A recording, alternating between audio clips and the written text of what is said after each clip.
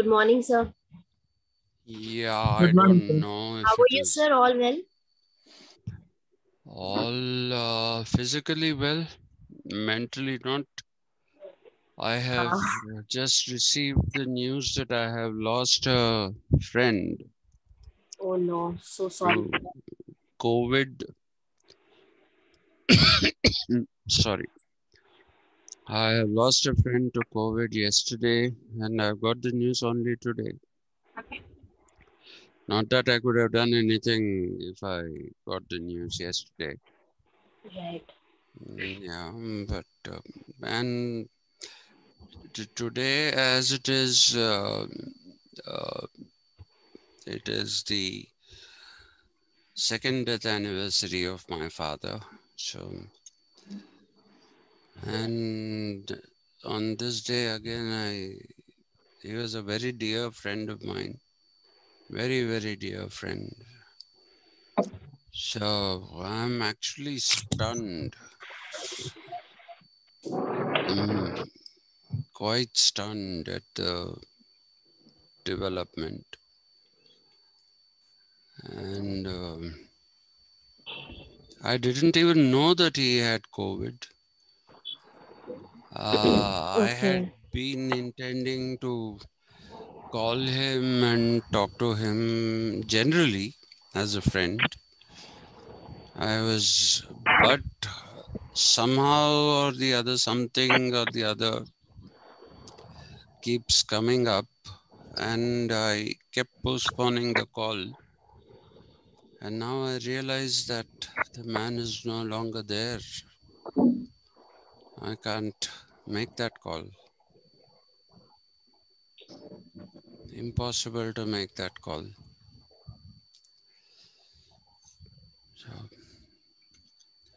forgive me, I'm a little disturbed, and please excuse my starting late because I've been getting phone calls from people and I couldn't just, without telling them something, I just couldn't say, no, sorry, I can't talk to you. So, It's understandable, sir. So why don't you take a break then? No. Or if Well, this is a distraction for you, that is good then. it'll be a distraction. I want to do two things with you. Yes. I will see yesterday the almanac came for your internal exams. Yes, sir. Yeah, and you have exams on the 28th and 29th of May. So, and on the 28th, you have you will be having Western political thought. On 29th, you'll be having political ideologies, right? So now thing is, we haven't done anything in political ideologies. I have told you the difficulties associated with that particular paper. It starts with Rawlsian liberalism, and it needs you to understand the whole tradition of liberalism, which started with John Locke. But what I can do, I'm not going to start with Rawlsian liberalism because it'll make absolutely no sense. I will, once I finish the Greeks off, we will do the second unit in that, which is feminism. Feminism is less connected. I can't say unconnected, but it is less connected to the, what should I say? It is less connected to the mainstream developments in political thought. than Rawlsian liberalism and those other things are.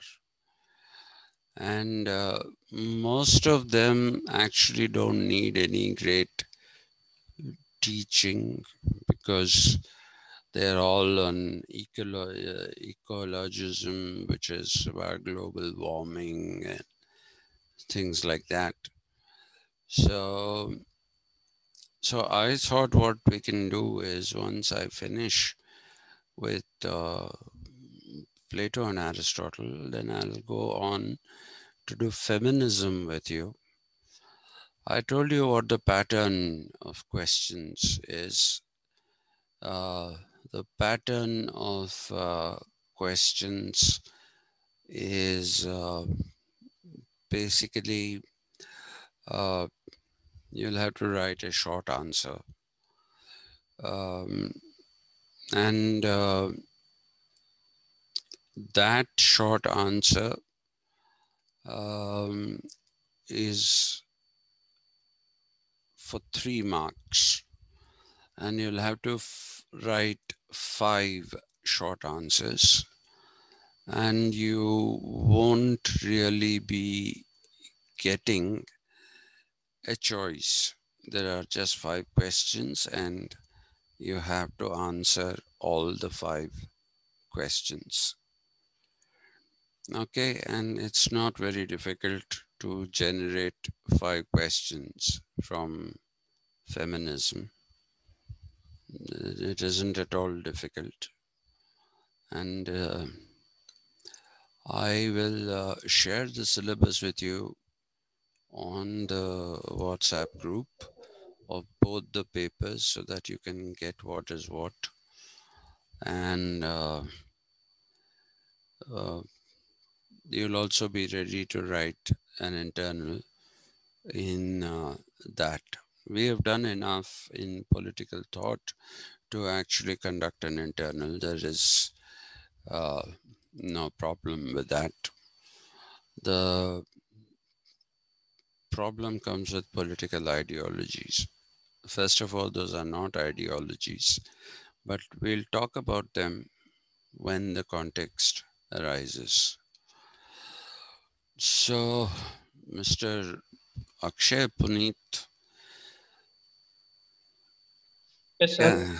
can you remind me where I stopped yesterday?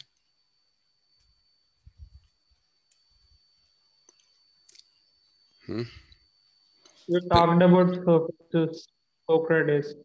Sorry? Socrates. Socrates and Sophists, I finished that. Yes, sir. I remember talking about the education system and the education system being the foundation for the Plato. ideal republic. I think that's where we had stopped. Yes, sir. Yes, sir. On gymnastics, his importance Yeah, of gymnastics. that I was talking about what he meant by education also. Yeah. All right. So let's continue. So I told you that Plato is one of the very, very few philosophers who believed in education as a builder of a good society and also as a builder of what should we say, as something that builds up good political system, which is the ideal republic. And I will again tell you, though it is a bit boring if one goes on repeating this again and again, I will again tell you the ideal for him is not the impossible. The ideal is the real. It is the perfect thing. And I told you the demigod, demiurge, is the one who facilitates, because he's not, he meaning Plato, is not somebody who is happy talking only about how knowledge is something which is um, unchanging, um, and that it is something that one gains in the realm of forms. Okay, that's where the souls are. That's where the souls are. And he basically says that uh, if you have to, um, sorry, he basically says that it's in the realm of forms, the souls pick up knowledge, which is perfection, which is a knowledge of the perfect rather. And when they are born, when people are born, they are born with innate knowledge which needs stimulus from the external world. And this external world, which is the world of objects, this world of objects uh, in itself, knowing about it does not uh, basically give you correct knowledge. I told you about the allegory of the cave, and I told you about the difference between the actual and the real. And so he says what you get is actual knowledge if you pursue things that happen in the realm of uh, the souls. And sorry, in the realm of the world of objects.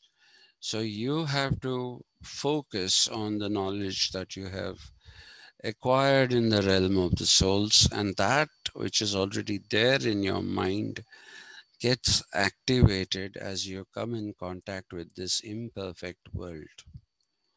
Now, he believes that the way to build, the primary way to move towards perfection,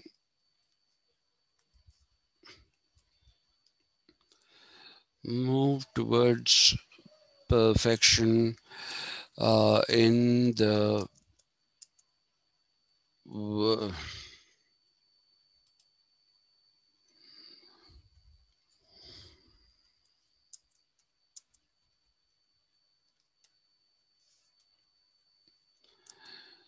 will begin with the system of education. So I told you, Plato is not just an educator,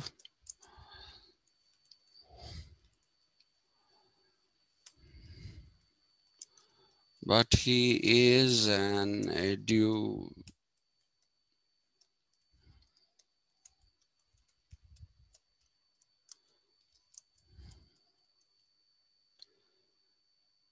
educationist as well. And I told you the difference between the two of them. We had a discussion on that, so I'm not going to go back into that. So Plato proposes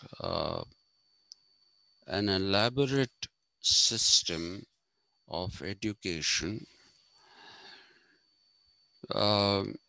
and this elaborate system of education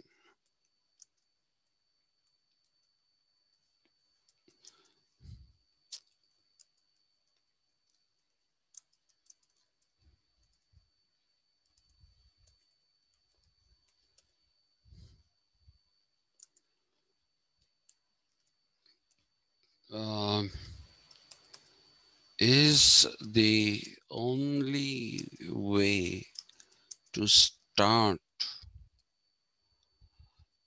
moving towards the ideal republic. Okay, that this is the only way to start moving towards the ideal republic, and realizing it,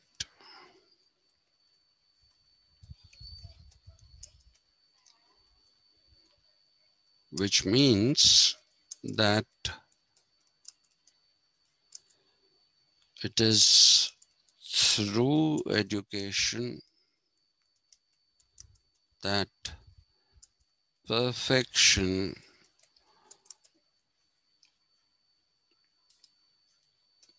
in the imperfect world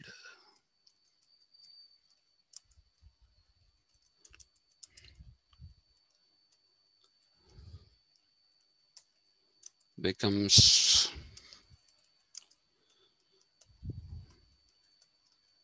possible.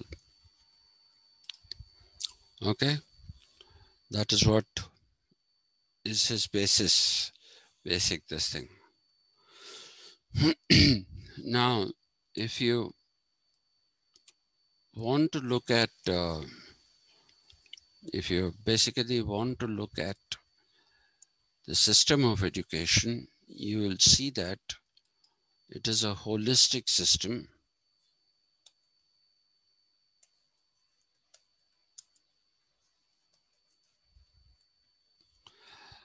and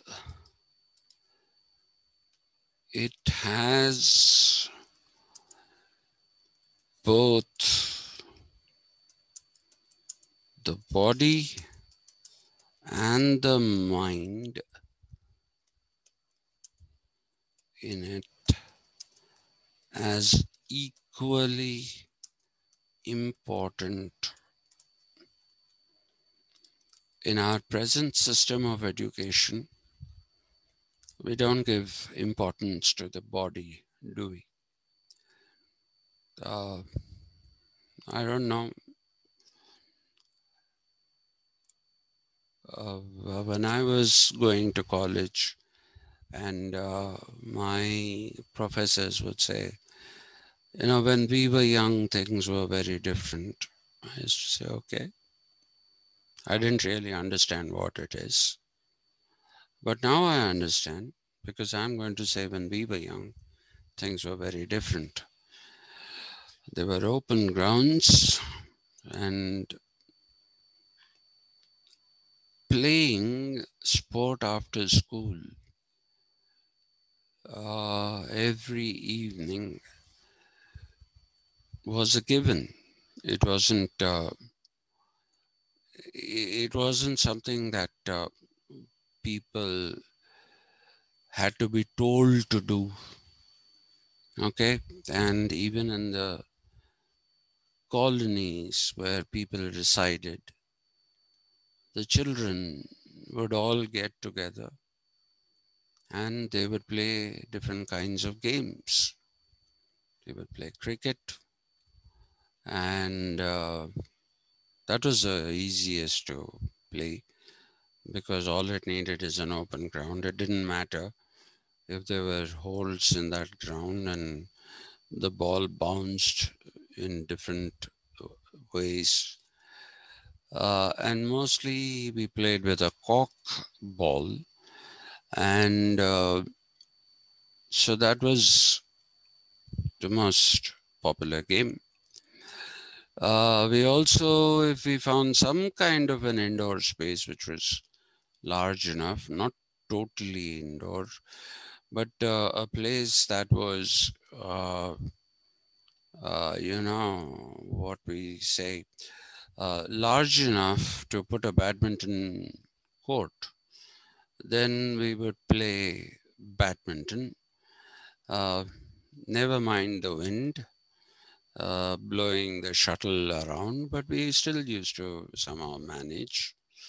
And then there would be usually somebody in the neighborhood who would kindly put a table tennis table because their children want to play table tennis. And so everybody ended up there and played table tennis. So that was how it was. Okay, so we played a number of different games. And I forgot to mention, we played indigenous games. In school, during the lunch hour, we used to play kabaddi. Okay, and we used to go 45 to 50 minutes early to school to play kabaddi, even before the classes began. Okay, in the evening, there was a roller skating rink, and in that, we would do roller skating. Not all of us, some of us, for some time, and then we would go home. Sometimes we played most of the games like basketball and all in the school only. So, in fact, if you look at the draft of not the draft, the education policy, it says that in order to set up an educational institution, you need to have space for playing, or you need to have playgrounds. Now, of course, everything is extremely corrupt. So we know that we don't have to worry about rules and regulations. Somebody comes and he comes for inspection, and you will get that fellow to say that, yeah, everything is in place.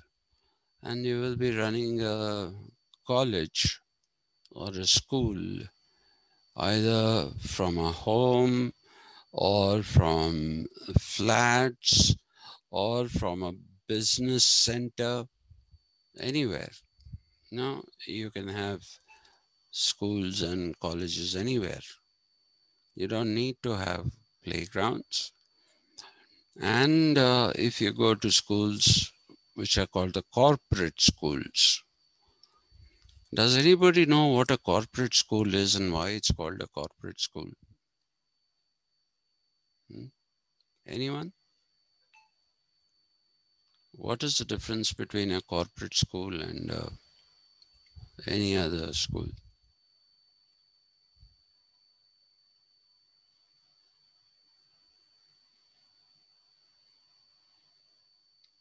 No?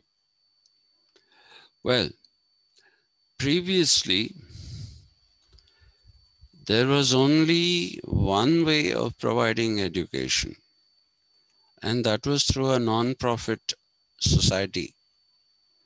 Okay? Even though Jawaharlal Nehru is often accused of not taking care of the primary education system and focusing on the higher education system. And that is not an argument without substance. Yes, there is substance in it. But please remember, those were the days when most of the schools were run by either Christian missionaries or they were run by some kind of philanthropic societies and organizations, and they believed in providing affordable education to all. And in fact, if you look at one of the things that Nehru had written at that time, he said that we have a problem with primary education. And the problem that we have is we don't have qualified people to teach. So what he said is that if you had passed the 7th class And they were government schools. It's not like there were no government schools. Please remember that. They were government schools and they were functional for many years before they have fallen into whatever uh, grave that they have fallen into today. Okay, so you see that Nehru basically was saying that if you had passed your 7th class, you should start teaching the absolutely primary school students. And while you were teaching the absolutely primary school students, you should be studying to get to the 10th class. Okay, and this was the scheme. So if you go on to study till the 10th class, then you start teaching in the high school. And then you, in those days, all these certificates were called different things. They were called SSLC in some places, SSC in some places. And then there was HSC, which was higher secondary education. And some places called that pre-university education. So there were all these different nomenclatures. So if you were finishing your SSLC, secondary school leaving certificate, then you went on to pursue the higher secondary education. And then you could teach up to class 10. And from HSC or from PUC, then you went on to study graduation. And if you were studying graduation, you were supposed to teach the younger generation. Okay, so that's how he had this thing built in his mind. Now, unfortunately, what happened was that we have this idea that, and it's, well, very strictly speaking, it's really not such a bad idea. Because of the socio-economic conditions that were prevalent at that time. And it is not only socio-economic education prevalent at that time, it is also socio-economic conditions prevalent at this time. How many people can say that we will pursue education? What is the percentage in the country who will say we'll pursue education because we want to be educated? In America, for example, you have this thing.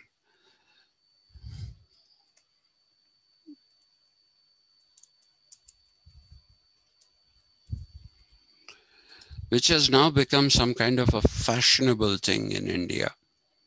The Flame University in Pune, Ashoka University in Sonipat, yeah, in the NCR region. Then the O.P. Jindal University, then the Kriya University in Anantapur.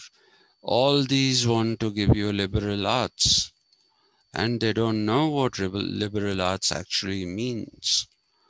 Liberal arts is that which is pursued by the wealthy.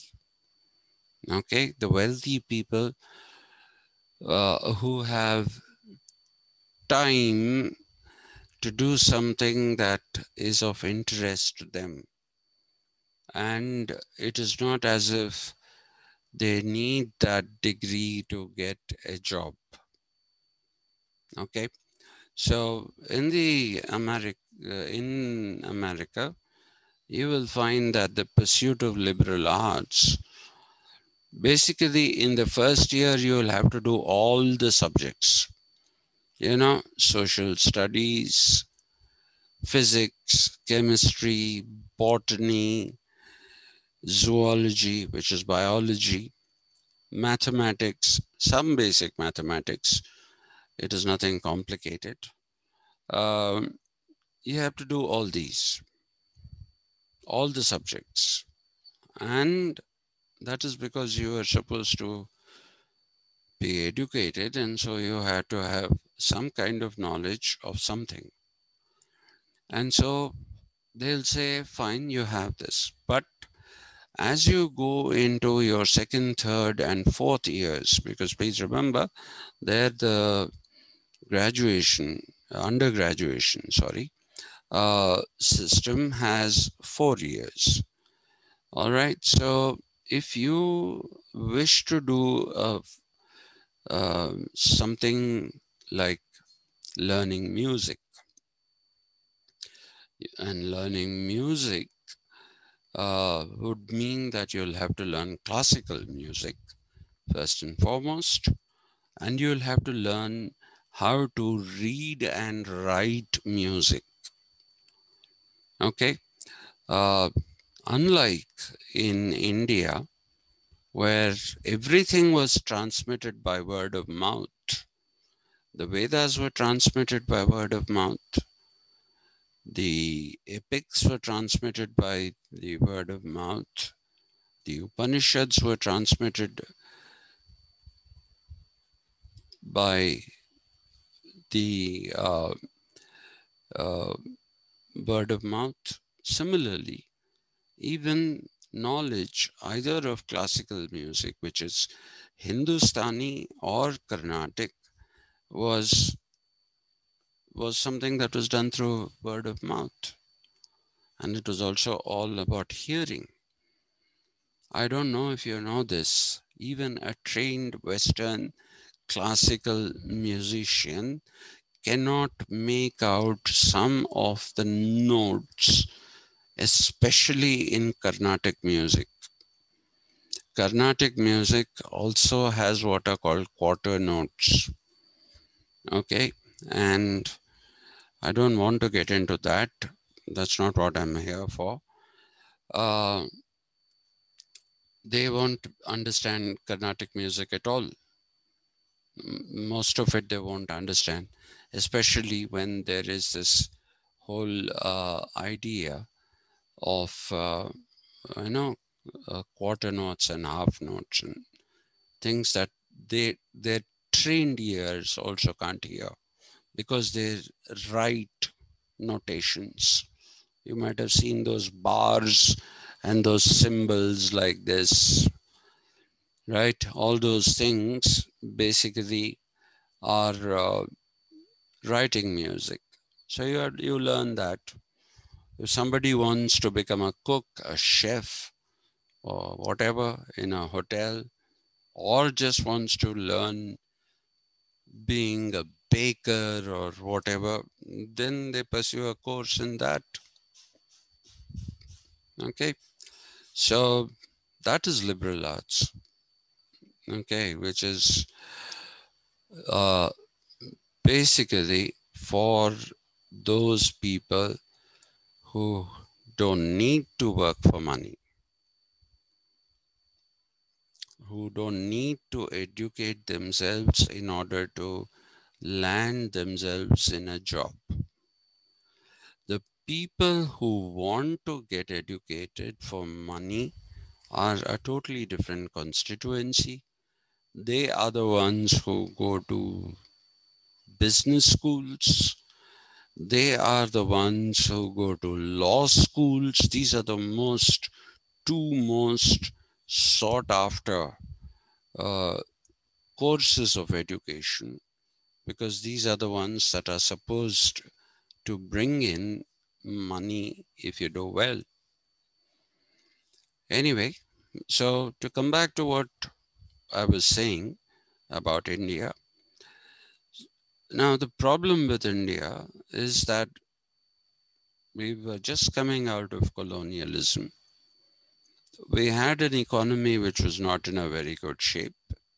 It was not an economy that could provide for everyone. And so what happened is that the government schools where people were recruited, the 7th class fellow said, I've got a job now. Why should I study more? He didn't study more. Okay, he didn't study more. The 10th class fellow didn't study more. So they continued to remain where they were. They didn't reach for higher goals because what was important for them was just the idea that you get a salary to run your family. That was the idea. So government schools slowly became dysfunctional. You know, my old maidservant, lady who has perhaps had one of the most tragic lives, or the most tragic life that I have seen anyone have. She had a young daughter who used to accompany her mother, and I used to forbid her from doing any work in the house. But she used to come to play with the dogs. And so on Teacher's Day, one day I asked her, so tell me, today is Teacher's Day. What will happen in your school? And she was going to a government school. And she said, teachers will come to school. And I was in splits of laughter, saying, what kind of an answer is that? And she looked at me in a very puzzled way. She didn't understand why I was laughing. So I looked at her face and I said, what do you mean teachers will come to school? She said, that's what I mean, they'll come to school. I said, but they do that every day, isn't it? She said, no, they don't come to school every day. Today, all the teachers will come to school. So that kind of lack of accountability happened in the government school sector. Okay. And that is the same kind of thing that is happening in higher education now, with once great universities like Usmania now being nothing better than the Hussain Sagar Lake. Okay. It's no better than that. So what I'm trying to tell you is that the connection that people made to education and between education and employability, okay, and the idea, people at that time were simpletons, okay, even if you see those people, for them it was okay if they have a job and they are able to take care of their family. They were not ambition driven. Okay, if you ask people, even in my time, who is your hero? Who would you like to be like when you grow up? We would say things like Gandhi, Nehru. Some of us might say that we would want to become Air Force pilots. That was one of the things. For some reason, there were quite a few people who wanted to become Air Force pilots. Some people wanted to become doctors. Some people wanted to become engineers. But those were few. Most of the people wanted to become something like the great figures of history that were there. And today, if you ask people, who's your hero? Gandhi is no one's hero. Gandhi is the most abused person. Nehru, I can only feel sorry for him, nothing else. People want to be like Bill Gates, like, what's that Amazon fellow, Bezos. Jeff Bezos or Joe Bezos? Can't remember. I think it's Jeff Bezos. And Yes, sir. yeah. And you want to be Mark Zuckerberg. Everybody who goes from the Telugu speaking states to the Silicon Valley wants to one day become, now you have startups that are called unicorns. And yeah, I'm trying.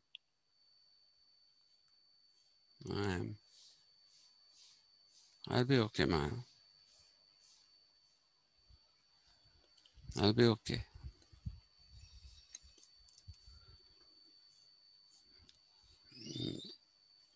Yeah. Sorry about that interruption.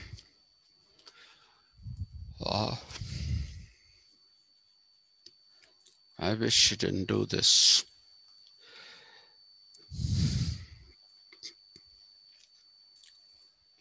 Please give me a minute.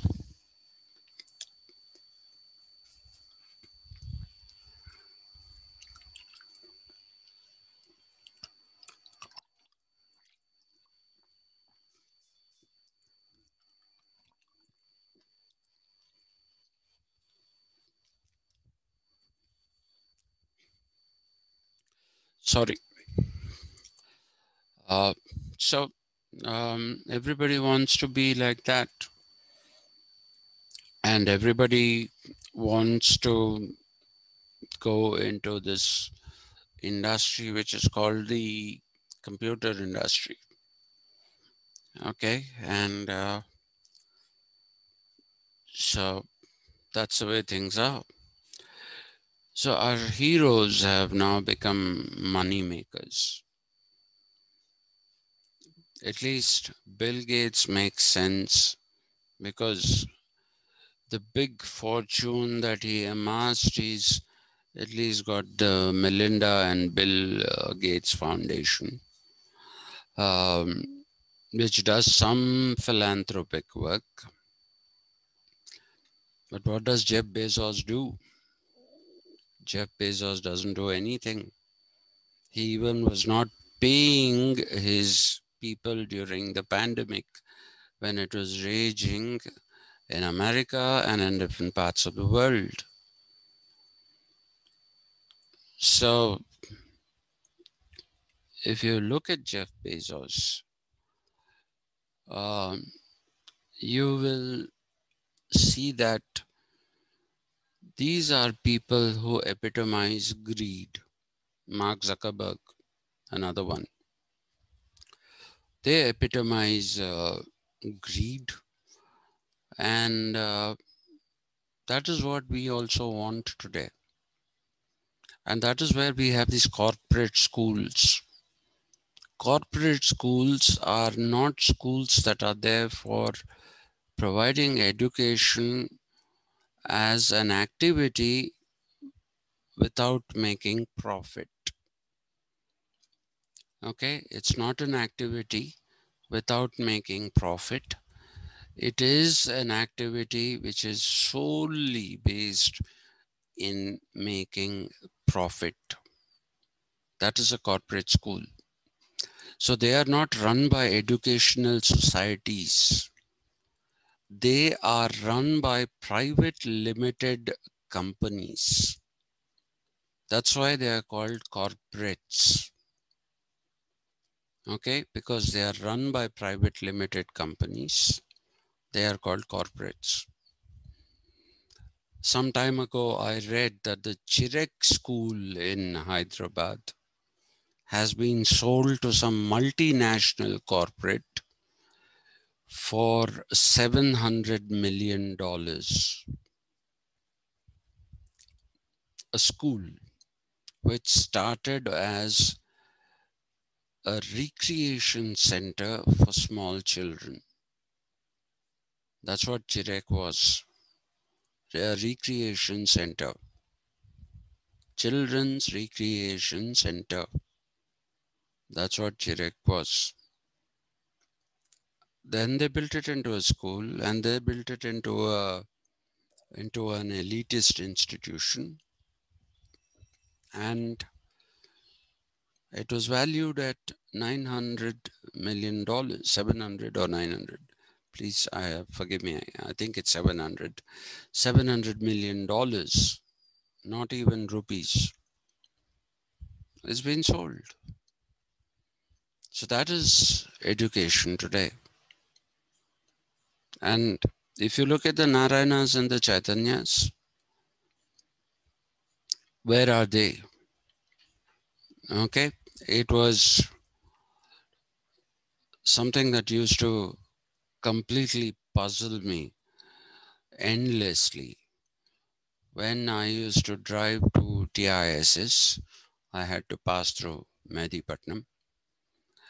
And on my left, as I was getting towards that Reti Boli, I used to find Narayana Junior College, Himayat Nagar campus. Himayat Nagar campus in Mehdipatnam.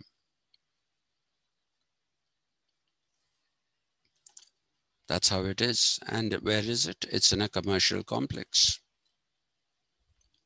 So where is the holistic system of education? It is not there anymore. We do not believe in physical fitness. Physical fitness, you don't have to go to a gym in order to be physically fit. Just by playing a few games, taking part in sports on a regular basis, your physical fitness is pretty high. Now you have to, if you want to be physically fit, you have to go specially to a gym because there's no place. You have this much of land, somebody will build 2 flats in it. So there's no open spaces. So when we look at Plato, what Plato is saying is exactly the opposite of what we see as an education system. He believed that both the body and the mind were equally important. This he learnt from the Periclean oration after the conclusion of the Peloponnesian War. Okay, so the first few years, like I said, some people say from 6 years, I really don't know. But all children are brought up as children of the state, and then they don't know who their parents are, and their parents don't know which of those people are their children. Okay, and there was this, what should we say? There was this emphasis first and foremost on, first and foremost, the emphasis was on the physical education part, because when you're young, your body is supple. So like I said yesterday, gymnastics.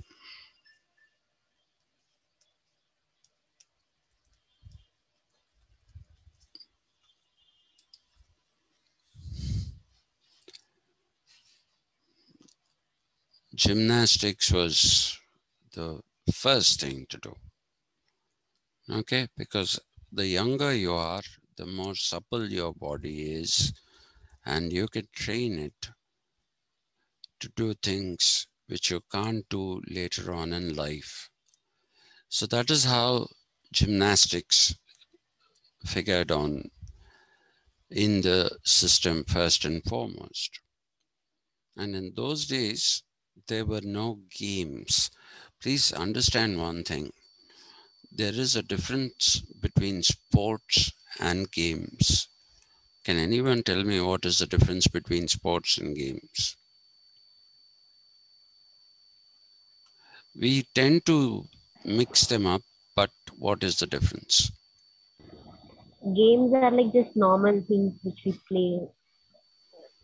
Sports are more of professional, which includes some, what do I call, some rules Hmm. like cricket, football. These are all sports.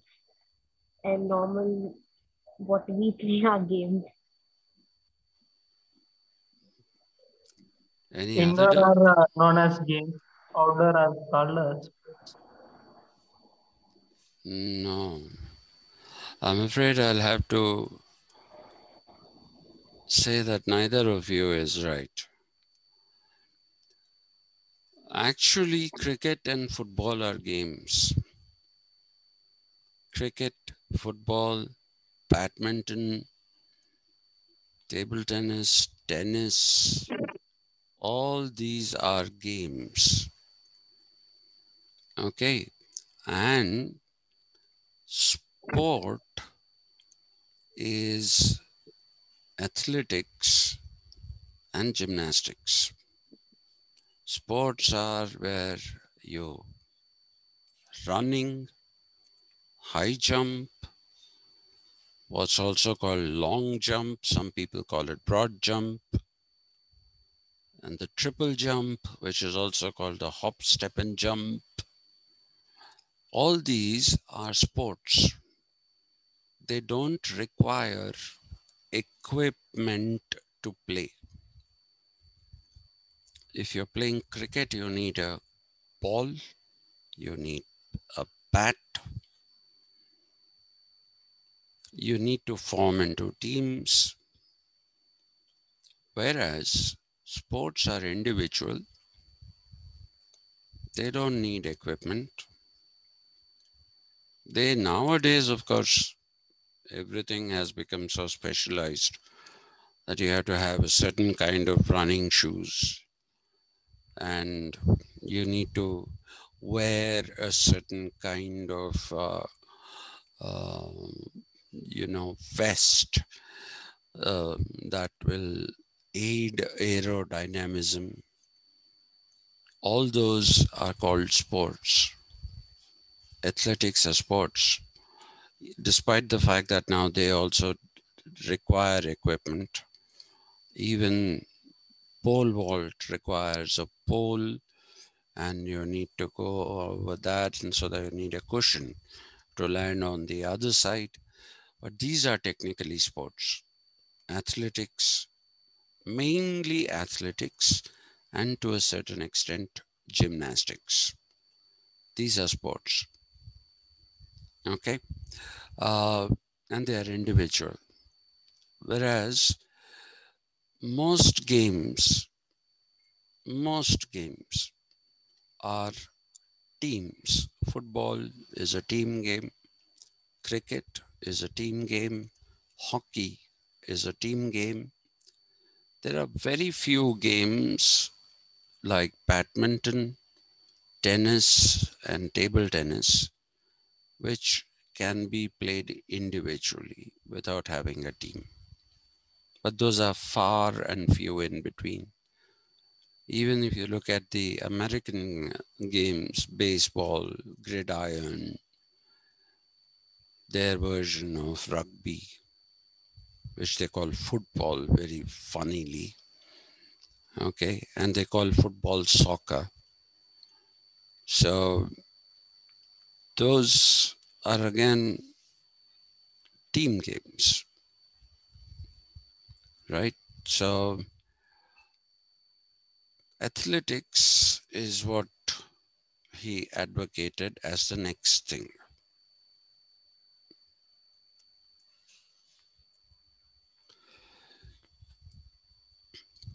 And these were all in the Olympics.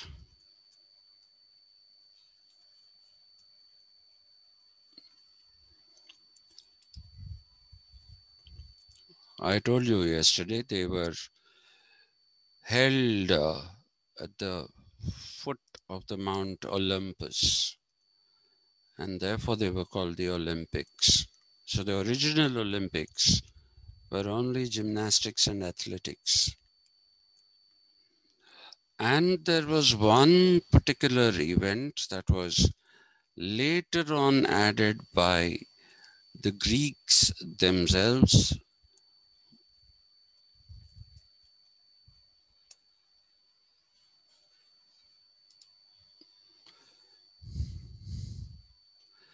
Marathon, I'm sure you've all heard of it, right? Yes, sir. What is the marathon?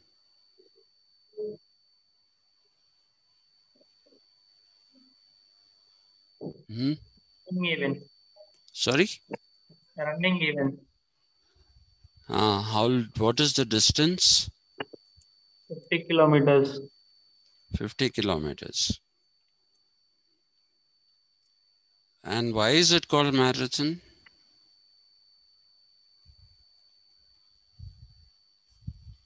It includes long sessions.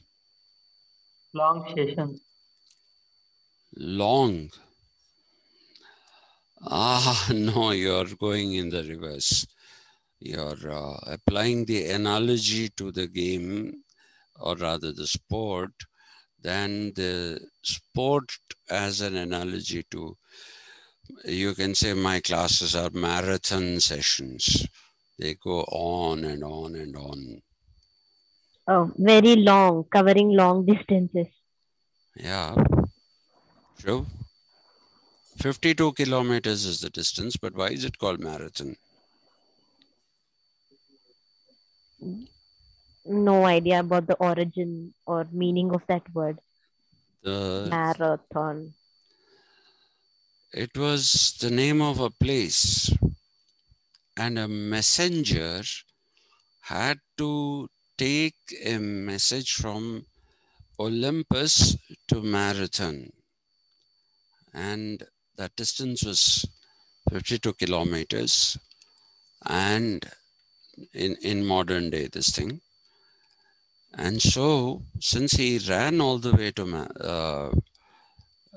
Marathon to give the message, it came to be called marathon. Okay, the British pronounce it as marathon. The Americans call it marathon. I really don't know which of these two pronunciations is the appropriate pronunciation, whatever it is. But let's get back to Plato. Plato was somebody who believed that till the age of 20,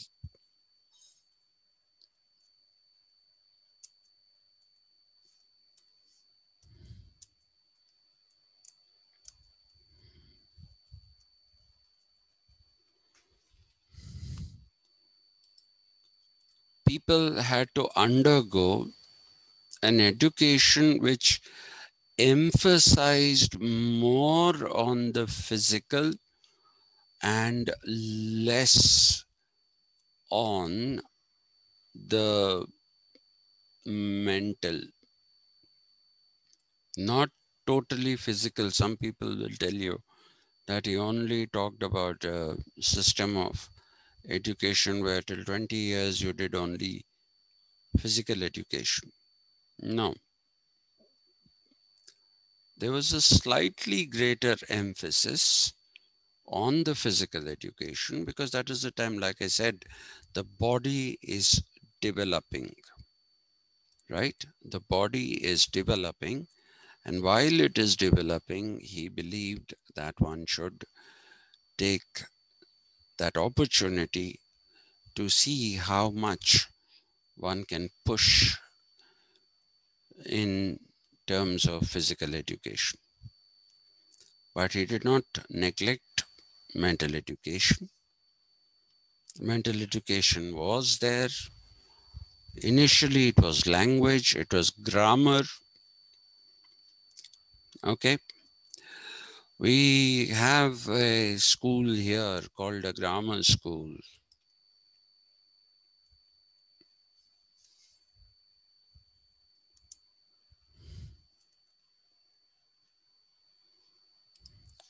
St. George's Grammar School, established in 1851. You know why schools are called grammar schools? Anyone? No, sir. Now this might also have some reason. Yeah, the first form of learning for the Greeks was syntax of the language. Syntax is grammar. Okay, actually it has three things in it. Syntax, semantics. Semantics are meaning, and semiotics, which are symbols.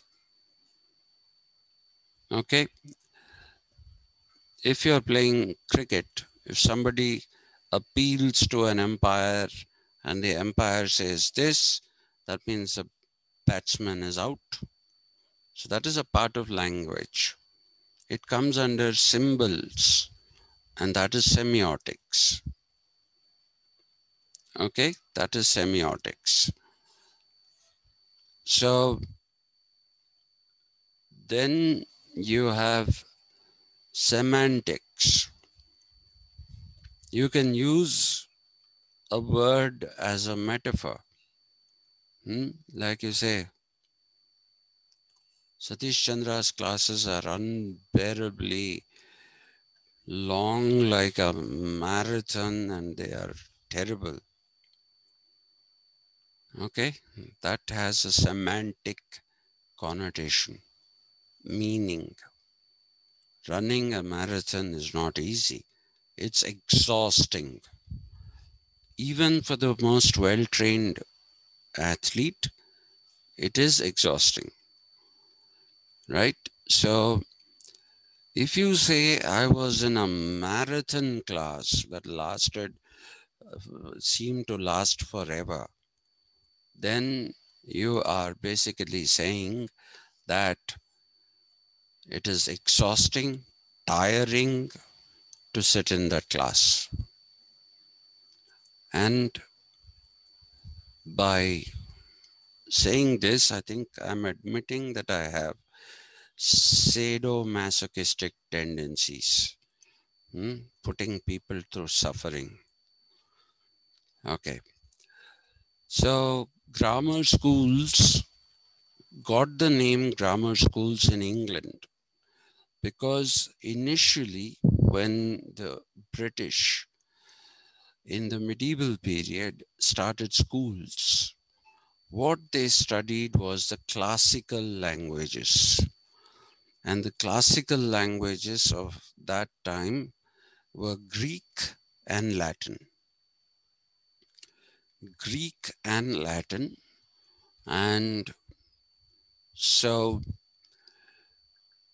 they were taught the grammar of Greek and Latin and how they had influences on other European languages. So initially, education was about languages. And that is the reason why they called them grammar schools.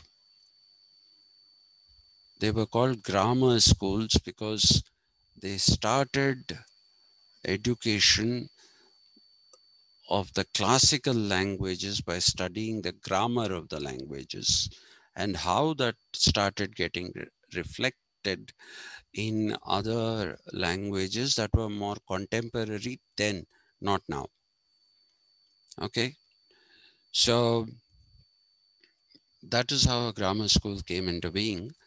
And this is what was also taught. And apart from this, people were also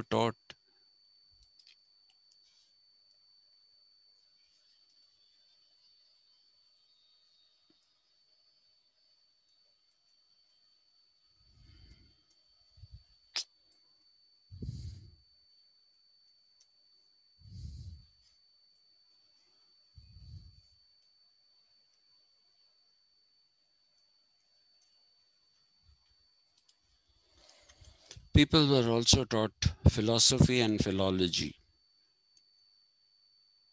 Does anyone know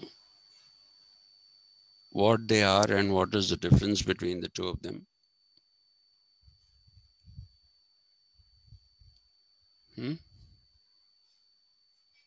Come on, I'm sure you know what philosophy is. Philology means study of language.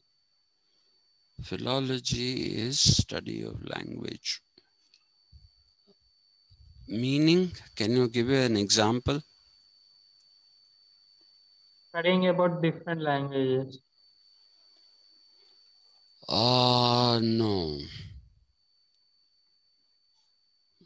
Not studying about different languages. What is philosophy? Knowing about truth. Okay, philosophy is studying the world, understanding the world, understanding the truth with a capital T, the principle that runs the whole thing. Okay, that is actually called philosophy. And most of it is also in the written form. While in ancient India, there was very little which was written. Most of it was orally transmitted. In ancient Greece, quite a few things were actually written. They were written if they were destroyed, like the works of Zeno and the works of Parmenides, then that's a different issue, but they were written. So philosophy was that.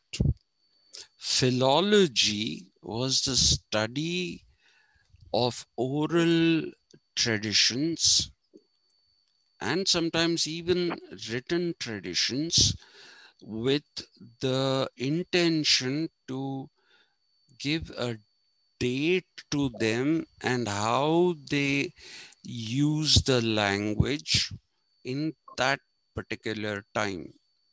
So if you say that this is something that was from 580 BC, and this is how they used language then in order to convey particular ideas. That system was called philology. So there were a number of things which had to be philology as well because of the fact that quite a few writings were getting destroyed. Okay, so philology is very much still active. It's not something that is an ancient thing. Okay, so philologists will try to find out, when a certain person, like for example, if you're looking at Nammalvar, okay, he was an Alvar. Alvars were the disciples of Ramanujacharyas. And they were part of the Bhakti movement, but they were not all at the same time. So there's no written work of Nammalvar.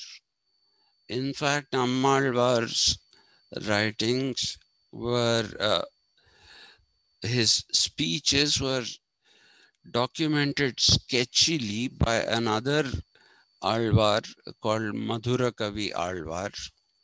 So you try to date when was it that Madhura Kavi was there? And when was it that Nammalvar spoke? And the interesting aspect is Madhura Kavi actually precedes Nammalvar, but he was influenced more by Nammalvar, the person who came later.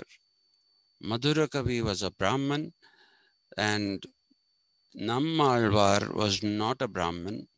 He was a Shudra.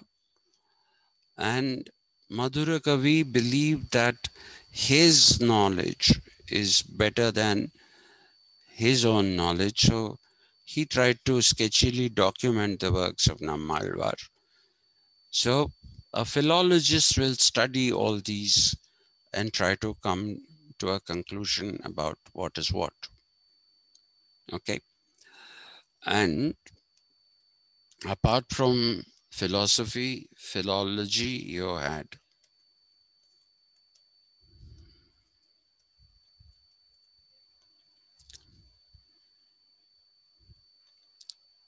mathematics, which was mainly geometry.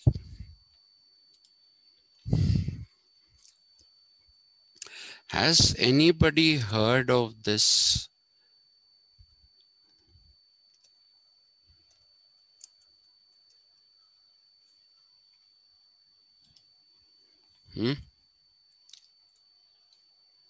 Anybody? Heard lingua franca, sir. Lingua? Franca. What is lingua franca? The language that connects every people. Link language. Link language. Is lingua franca? Yes, sir. Really? Really? Okay. Then what is lingua pura?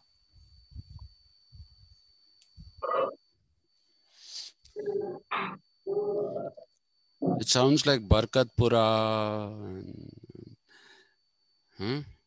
Lingua pura. Lingua pura is purest form of language. Can somebody tell me which is considered to be the lingua pura now? Latin. Sanskrit. Any other?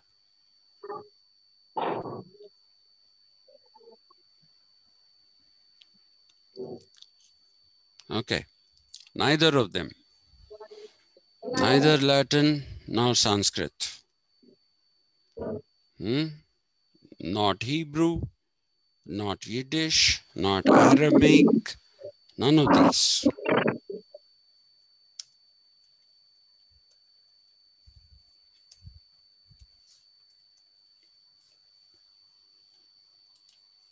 Mathematics is considered to be lingua pura, the purest language. That is, I'm looking for the Greek phrase on which lingua pura or pura is. I think it's pura, not pura. I'm looking for the Greek, like for example, that reductio ad absurdum is epikairima, right? So similarly, there is actually a Greek equivalent of lingua pura, and it was Pythagoras and Plato who believed that mathematics was the purest language because there was no scope for misunderstanding in that. Okay, when you convey a mathematical idea, then there is no scope for misunderstanding. Either you understand it or you don't understand it.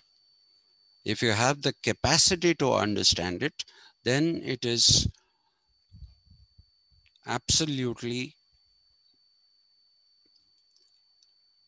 crystal clear in what it says. Whether you agree with it or not is a different issue. Okay? But if you understand mathematics, then there is no question of misunderstanding. So that is why it was called lingua pura. But there is a Greek equivalent. I'm not able to find it. And that is extremely frustrating, because these were things that I had once all noted them down, and well,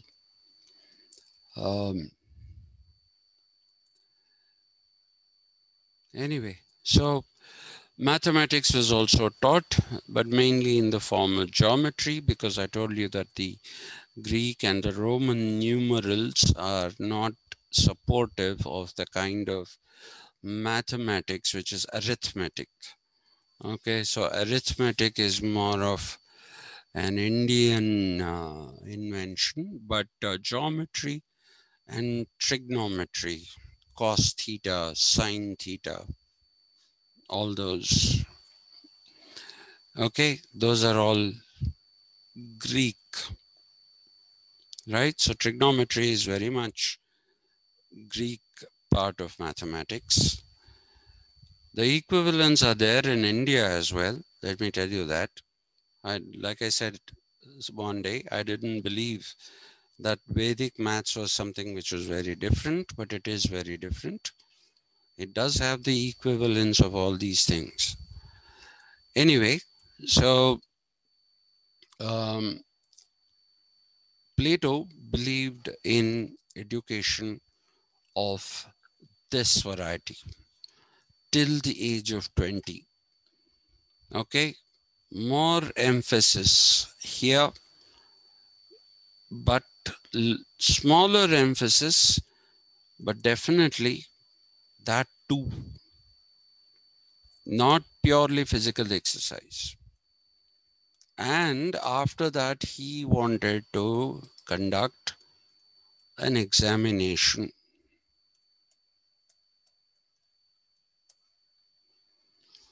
Those who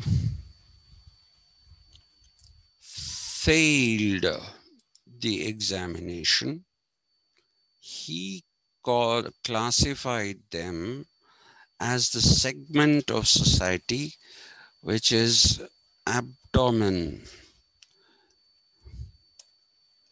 People say appetite. He didn't say appetite. That is a wrong translation. If you read that translation where people say that the lowest section is the one that failed the 20-year examination, if you go by that, then you will end up with a wrong translation if you take it as appetite. It's not. This is abdomen. Okay, so these people, he called them the abdomen, not because they ate, but because they produced crops,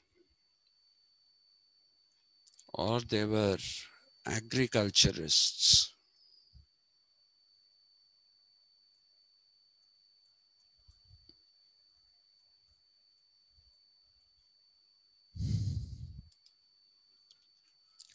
So they didn't represent abdomen as in they were not the people who wanted to eat. These were the people who would become producers of those things that pertain to the abdomen of the population, which is food. So they are, if you like, producers of food. All right. And the next level of education will be for those who passed it. Those who did not pass the examination, they become this. And the next level of examination goes on for another 10 years. education goes on for another 10 years. And you have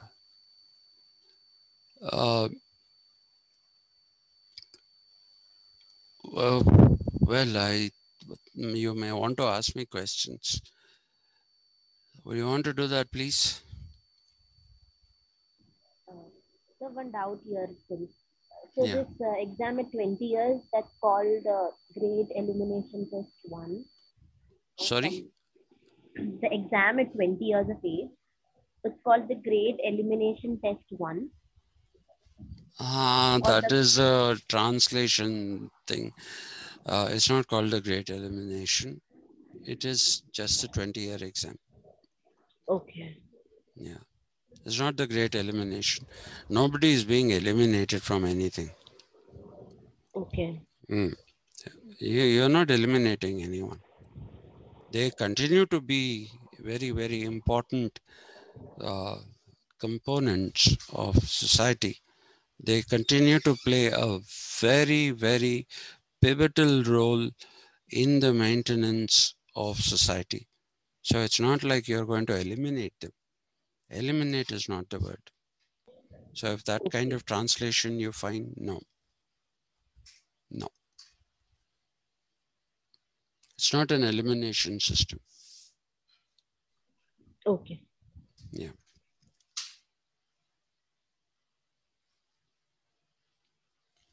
See, elimination will be your typical UPSC examination.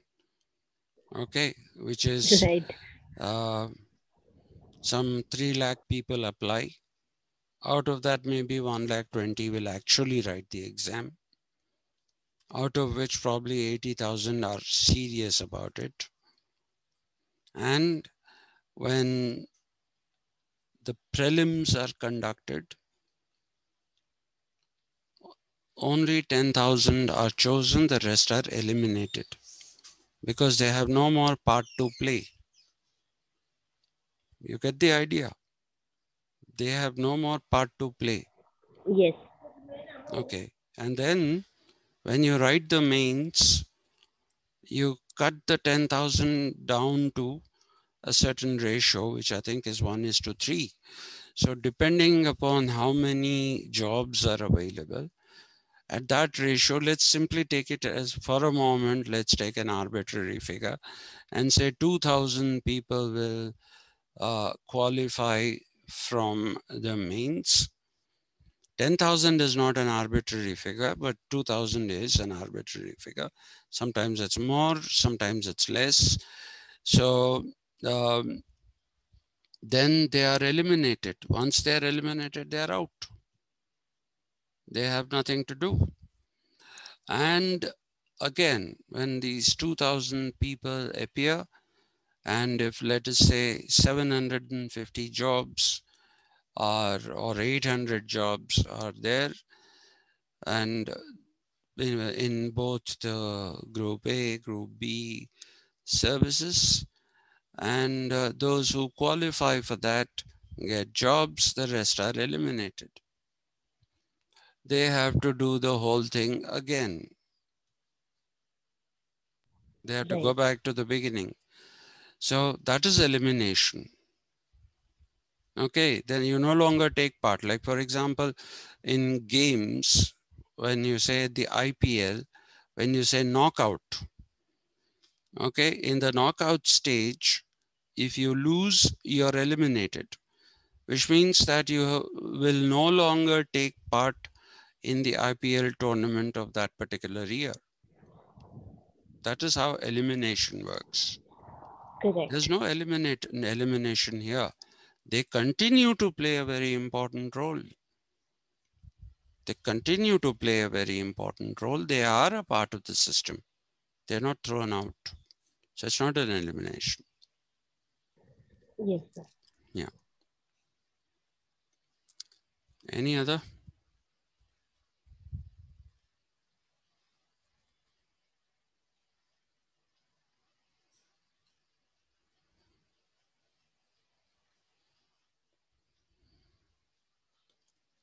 Yes, sir, Akshay.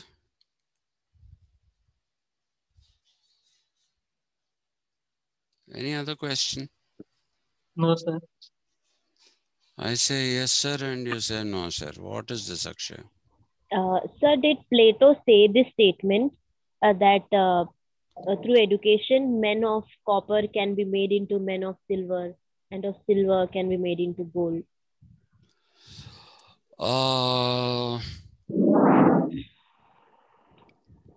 It is believed to be true. He himself said it, or No, he himself is supposed to have said it. okay? Yeah.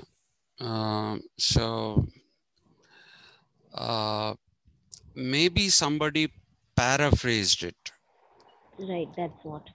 Maybe somebody paraphrased it, but the content of that is yes. Okay. The exact wording may not be that. It may not be that. It is whatever that is, even if it is paraphrasing, the content of that is very consistent with his system of education. So, and the emphasis he lays on education. So the content is definitely correct, but the copper, silver could be a paraphrasing. Maybe somebody used these as metaphors, which are more accessible to us than the actual wording that might have been used by Plato. So it could be a paraphrasing, but the content most definitely is yes. I shouldn't say content, it should be content. The content is yes.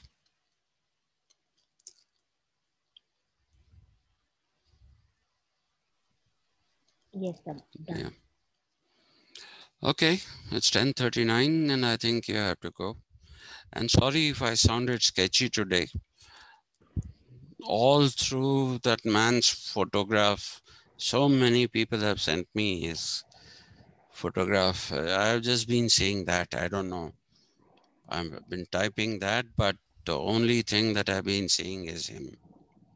That photograph of him. Yep. And I'm It's sorry if okay, it was sir. a bad Don't be cast. harsh on yourself. Please take a break. And if you No, want to break out, please do that, because it's no, not good no. to keep emotions. No, I don't know. I just can't get that picture out of my head. And I can't get the conversations I had out of my head. He was such a close friend. Such a close friend. Please remember, if you have a phone call to make, please make it. Yes, sir. Ever. Don't put it away. You never know what happens. So true. Today I have a pile of regrets. If you want to speak to somebody, make that phone call and speak to that person. Don't put it off. You might never speak to them again. That's what happened. I put it off for 3 months and he's gone. Okay. Thank you. Sorry. No, sir. Please So, take care, sir. Thank yeah. you. Yeah. Thank you, sir. Yeah. Thank you, sir. Thank you. Thank you. Thank you, BK.